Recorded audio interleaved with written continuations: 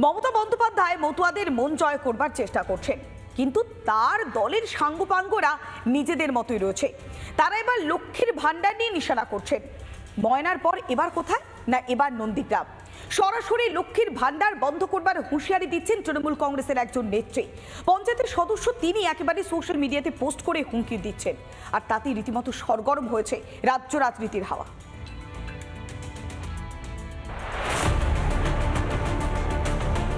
BJP vote দিলে লক্ষ্মীর ভান্ডার বন্ধ করে দেওয়া হবে। ফেসবুক পোস্টে হুমকি নন্দীগ্রামের তৃণমূল নেত্রীর।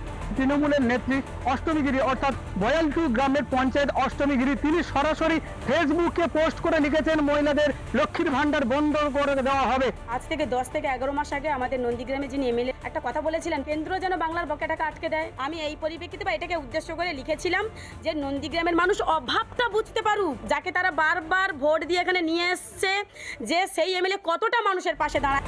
তৃণমূল পঞ্চায়েত সদস্যের হুঁশিয়ারিতে ক্ষুব্ধ স্থানীয়রা। ওই মহিলা উন্নয়ন কাকে বলে জানে? লক্ষ্মীর ভান্ডার ওই মহিলা হোক আর ওই সরকার হোক, তার বাপের টাকায় লক্ষ্মী ভান্ডার দেয় না। এই লক্ষ্মীর ভান্ডার কারোর বাবার টাকা দেয় না, জনসাধারণের ট্যাক্সের টাকা এই লক্ষ্মীর ভান্ডার সাধারণ মেয়েদেরকে দেওয়া হয়। এটা তার দায়বদ্ধ, তাকে তার দায়িত্ব, এটা তাকে লক্ষ্মীর ভান্ডার দিতে হবে। কোনো একটা প্রকল্প কোনো একটা রাজনৈতিক দলের লোকদের জন্য নয়। ওখানে কি বা কারা বলেছে, যে আমাদের যে দলীয় কর্মী একজন বলেছে, কি পরিপ্রেক্ষিতে বলেছে সেটা উপলব্ধি করতে হবে। এই সংকীর্ণ রাজনীতি তৃণমূল করে, বিজেপি কখনো করে না। তাই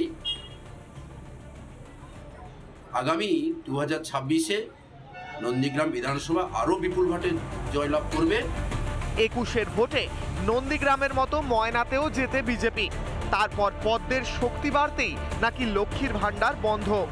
আপনারা লক্ষ্মী ভান্ডার পাচ্ছেন না? কতদিন ধরে? কেন? বিজেপি করে বলে লক্ষ্মী ভান্ডার পাচ্ছেন না। কতদিন? 3 মাস। কেন?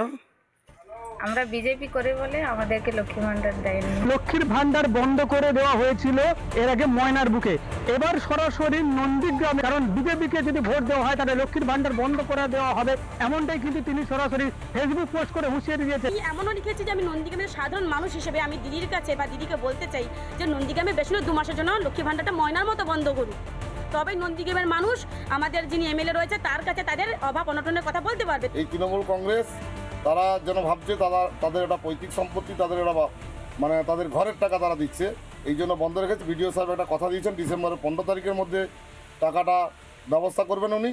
যদি না হয় এর থেকে আমরা বৃহত্তর আন্দোলনে যাব। প্রত্যাবর্তন নাকি পরিবর্তন, অর্থাৎ সেই তৃণমূল শাসকে থাকবে নাকি তৃণমূলের পায়ের মাটি সরে গিয়ে বিজেপি সে ক্ষমতায় আসবে, সেটাই নজর থাকবে সাধারণ মানুষের 26-এর নির্বাচনে। পূর্ব মেদিনীপুর থেকে অরুণাভ মান্না, রিপাবলিক বাংলা। নানা ধরনের কন্টেন্ট দেখার জন্য লাইক করুন, শেয়ার করুন আমাদের ফেসবুক পেজ, সাবস্ক্রাইব করুন আমাদের ইউটিউব চ্যানেল। পাশাপাশি অন্যান্য ব্রেকিং নিউজের জন্য অবশ্যই চোখ রাখুন রিপাবলিক বাংলায়।